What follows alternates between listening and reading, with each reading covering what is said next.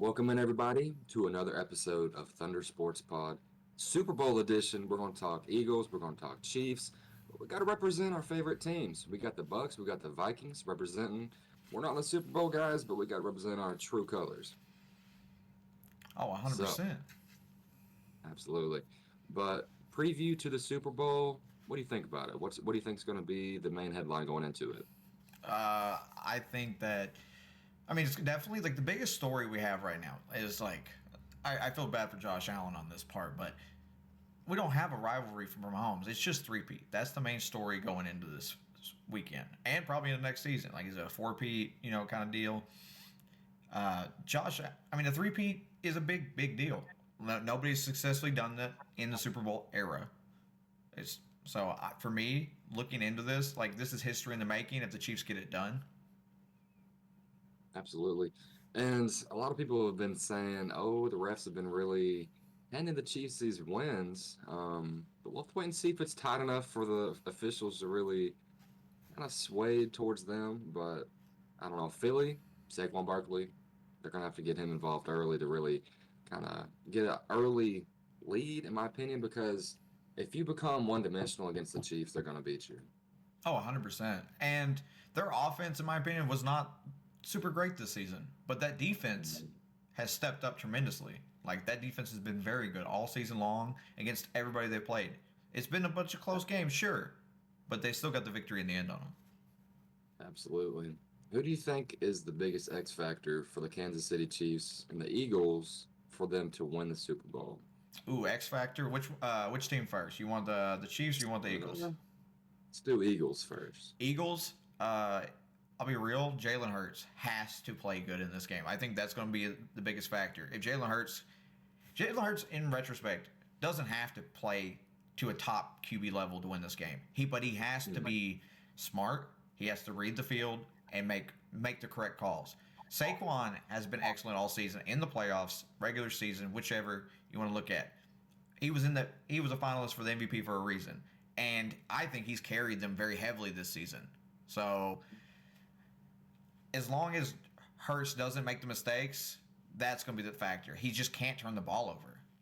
Absolutely. That's the biggest thing about it because you've got playmakers all over the field. A.J. Brown, Devonta Smith, Saquon Barkley, and that offensive line. So my biggest X factor for Philly, if they want to win the Super Bowl, is in the trenches. Like, it starts with that offensive line. They've been dominant all year long, especially in the running game. However, Spags, the defensive coordinator for the Kansas City Chiefs, he likes to run a lot of zero blitz packages and confuse the quarterback. So we'll have to wait and see if they can truly hold up. Chris Jones is an absolute dog. They got some other outstanding defensive players, and it'll be a phenomenal matchup. I'm really excited to see it. We've done that, but So Kansas, and my X factor for Kansas City probably is going to just be who the guy, in my opinion, has to play well every Super Bowl for them to win it, and that's Kelsey. I think Kelsey has to have a really good game. The defense for Philly is not a slouch. They've had a great defense. They've got arguably the best D line in football this season. They had brought in replacements for corners for DBs that they struggled with last year, where they got knocked out of the playoffs in the wild card and struggled near the end of the season was due to their DBs. They brought in Quinyon Mitchell and Cooper DeJean, and they have been absolutely cold. Like absolutely locking down people I wouldn't expect. And the tackle that Cooper DeJean put on Derrick Henry this season, let's not sleep on that for a second. yeah. That was a great tackle. hmm Absolutely. I mean, you make great points. Kelsey, he really does do a great job of finding the holes in the zone and sit in them and allow Patrick Mahomes to find him. No, he does. And he always he has not been like the super best tight end statistically during the regular season for the past 2 years. But in playoffs, he just locks in. Like he saves his all for the playoffs because he knows they're going to go to the playoffs. So save it until then. So true. My X factor for the Kansas City Chiefs, I feel like, is Trent McDuffie. The corner is going to have a huge matchup versus A.J. Brown, and if he can lock him down, we'll have to wait and see if he can or not. But that will truly force Saquon Barkley to get going early, and more importantly, Jalen Hurts to look elsewhere. Dallas Goedert, Devontae Smith. So we'll have to wait and see if he can look down the field, make progressions, and utilize his legs when needed to.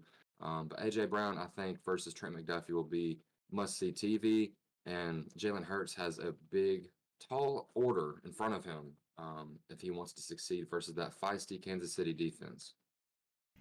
And that brings me back to Jalen Hurts, because Jalen Hurts is going to have to be able to read that Kansas City defense. He's going to be getting pressured. You know that. I mean, don't get me wrong. Yeah. Great offensive line, arguably one or like a top 3 O line in the league. The team is built like a super team. The only thing Absolutely. and Jalen Hurts just has to take reins of that, and they can win this game, and he can put a lot of the haters to rest.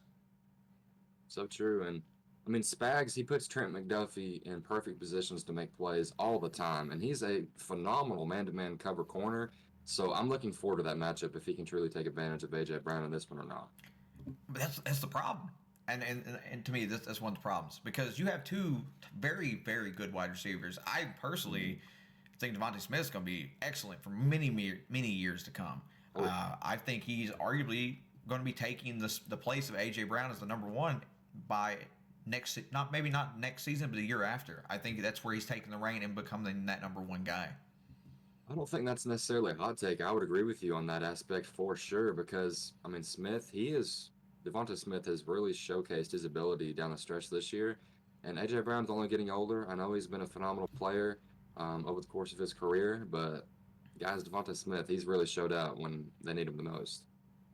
I would 100% agree with that. It's incredible to see, because I think of this. Look, if you look at the seasons they had, they were both out for a big majority of this season, but they both had great stats with that many games lost. I think Devontae Smith played 13 games, and I think AJ played like 11 this season, because they were both injured for part of it. So I think if you look at their stats just off that alone, it's really impressive that they were able to accomplish. Plus, Devontae Smith is splitting carries and getting that with AJ. Yeah. Or not carries, but catches. Yeah. That's so true. I mean, Smitty, he is a phenomenal receiver to be the stature that he is. He gets open quite often, actually. And Jalen Hurts, he's had some times where he struggled to find him or A.J. Brown down the field. But we'll have to wait and see if that O-line can hold up versus that defense. And one thing that really separates Devonta Smith from A.J. Brown, I feel like, is his point of catch. His contested catches, all of those little things before the ball gets to the receivers. I think Devonta is better at that than A.J. Brown. Oh, I would agree. I think just Devontae is just so good. And watching him develop over the years, especially, let's not forget, he was a Heisman winner at wide receiver. Exactly. Extremely impressive feat for sure. One thing I'm going to bring up about the Philadelphia Eagles, I think this player has to show up big time, is on the defensive side of the ball. Mr. Underrated Man himself, All-Pro linebacker, Zach Bond from the Philadelphia Eagles. Guys, he was on the special teams for New Orleans last year and saw some defensive snaps, but the Eagles saw the potential this man had, went from playing on special teams to seldomly seeing the field on defense to being an all-pro caliber player in the league is crazy to me. And his just run fits, I mean, he makes exceptional reads with his eyes. He can see the gaps. He can hit them. And ultimately, I feel like he has to have a really good game in this one to set the Eagles up for success. Ooh.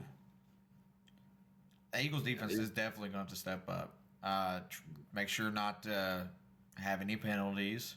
That's very important. Make sure you're playing very, very mentally tough in that game.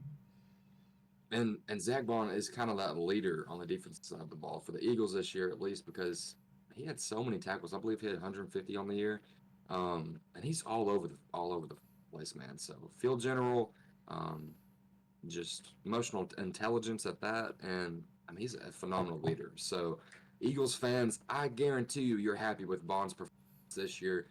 Kind of flew under the radar by many in a few weeks of the regular season, but he deserves his flowers, rightfully so.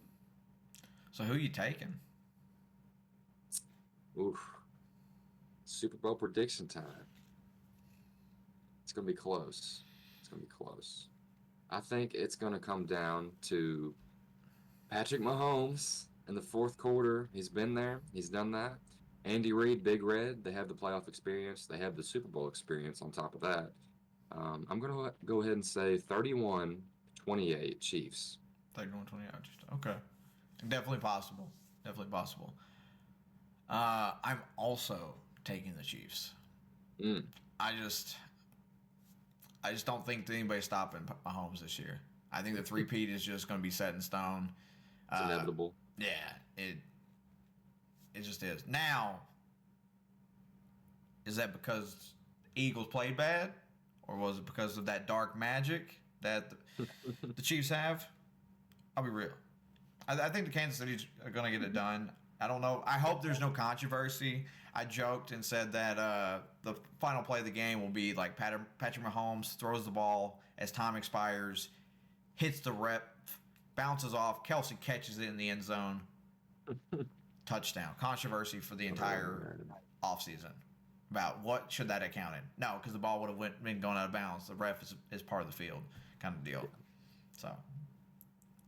No, I agree with you. I think the Kansas City Chiefs ultimately, like we've said, they've got the resume, they've got the playoff success in the past, and it just feels like the three-peat is going to happen. Although Philly could spoil the upset for the Chiefs and truthfully come out on top, but they're going to have to play A-plus football. No, they're definitely going to play. They've got to blow the Chiefs out if they're going to win this game. And that's what I was talking about earlier. I just feel like if Philly's going to win this game, they're going to win it big. They're not going to win it like by the skin of their teeth. Yeah, you cannot allow Patrick Mahomes to just linger in these ball games because he'll come back and beat you. I mean, it's the Aaron Rodgers effect almost. Like if you leave enough time on the clock, that man's going to come back and make you pay for it. And it's so I'm so tired of the Chiefs. Oh. Oh man, we'll have to wait and see who comes out on top. But two questions I got for you real quick before we end up ending this video real quick. Tush push. Do you like it or not? Do you think it needs to be banned? I don't like it. Banning it seems like a bit much, but it's kind of just like an annoyance play at this point. It was funny like the first year, and then now it kind of like ruins part of the game.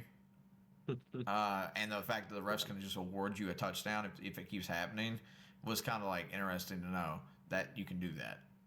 Absolutely. And I saw with the Green Bay Packers general manager advocated for the tush push to be banned. And I was like, that's a bit extreme, guys. I mean, if you've got a team that can really orchestrate that play to perfection, it works 99% of the time. I mean, Jalen Hurts, he can squat 600 pounds. Saquon Barkley got tree trunk legs. He can squat 600 pounds. You got an O-line who gets pushed at the line of scrimmage.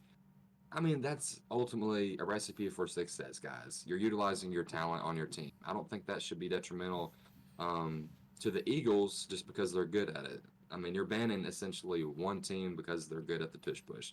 And you look at it, the Bills, they tried to get it, and they were stopped by the Chiefs. Stopped. I think Josh Allen definitely got the line to gain. But there's definitely teams out there, guys, that cannot perfect the tush push, but the Eagles can, and they've been utilizing that. Yeah, or everybody would do it. Everybody would do it if they could do it all the time. No, they definitely would. And if you notice, I feel like more teams are trying it. Mm-hmm. Definitely. It's definitely hard to do, like hard to stop, especially for like that O line that Philly's got. But it, as you can see with Kelsey, it wears on you using it. So big time. you may score a touchdown on it, but you're sacrificing time off your linemen. And I mean, let's be real. That's where a lot of games were won, is in the trenches. Big time. I mean, them trench dogs, they put everything on the line because they know the stakes. Oh, 100%. One last question. Guys, this is a glaring issue. Are NFL games rigged for the Chiefs? I want to hear your thoughts on it. I'm gonna give you my just hear me out. I'm gonna give you my thoughts on this real quick. The games are not rigged, everybody. The Chiefs are not winning games for sales to go up. I know the Swifties are out here watching football games now because of Patrick Mahomes and Travis Kelce, but they're not rigged because it would make zero sense. There's too many factors throughout the entire ball game. But I do say this, now hear me out. There have been some favorable calls for them late games that have been ending up in the Chiefs' favor. They've won, I believe, 10 games and one score or less, 7 or 3 points, I believe. And it makes you wonder. It really does. But I feel like games are not rigged for the Chiefs because there's too many factors throughout the duration of the games. But I will say and conclude with this, they've been getting a few calls their ways late games.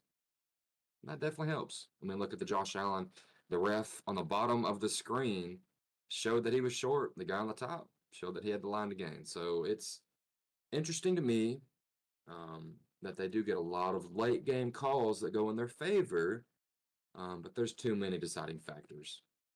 Now, if they blow out the Eagles in the Super Bowl, it'll put that claim to rest. The refs are not out there to help the Chiefs. But if it's close and they get a favorable call, it'll be interesting to see what NFL fanatics have to say. That's all I'm gonna say. So my take on this is I do not think the games are rigged. I do think we might have an officiating issue with the refs. I do think we should just have full-time refs that are just, on salary for the NFL, not just part-time refs who have other jobs and stuff. I think that should be their focal point, them working together.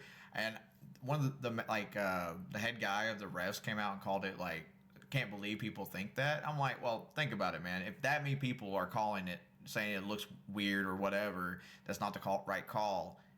That's everyone else against you. I mean, you could still be right, but that's a lot of pressure that everyone else is putting on you. So I would say get full-time refs. I think that would help.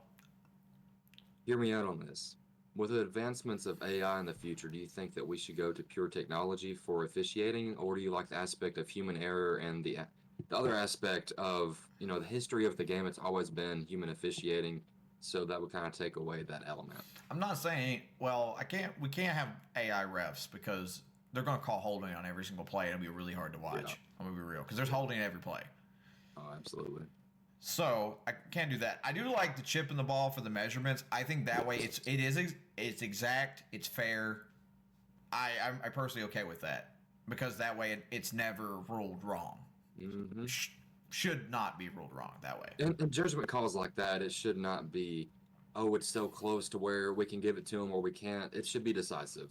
Yeah, it should be indicative of. Yeah, I agree. So I wouldn't say that I'd say fix the reffing issue more so than anything. I don't think it's rigged, but I can see why a lot of people are getting to that point where they're like, the Chiefs are a very good team. They've been great for the last 2 years. They've been good this season. The questionable calls, there's usually some questionable calls. I'm a Tampa fan. I dealt with the Kyle Pitts fumble that wasn't called a touchback, and the face mask on Bucky Irving this season that we didn't get the call. So I understand it's frustrating, but it's just like I get over it by next week. When the next game rolls around, I don't even think about that much. And yeah, I mean it's the Tom Brady effect. It's the Patriots effect. I mean, the Kansas City Chiefs, if they win their third straight Super Bowl, it'll be something that the league has never seen. So it'll be extremely intriguing to see if they can actually accomplish that feat or not. Definitely. I mean, it's history in the making. If it happens, awesome. If the Chiefs lose, I just wish it was someone else than Philly. But Amen. But maybe next year we'll have two different teams in the Super Bowl, perhaps. well, if you're following the conspiracy theory on the NFL logo, it looks like we're getting one silver team, one blue team. Carolina Panthers, the Detroit Lions. That makes more sense.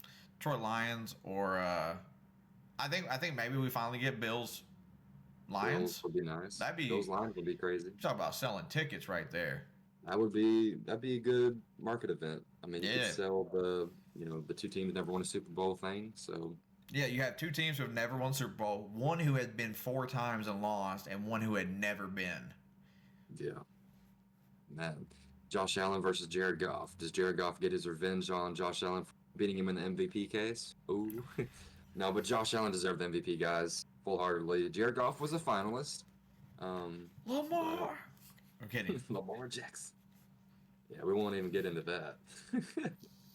That's a whole debate for another day. But Well, guys, appreciate y'all for tuning in. It's been a pleasure. Thank you for your support along the way. If you haven't followed our TikTok, it's the same handle, Thunder Sports Pod. And we're out of here, guys. Appreciate it.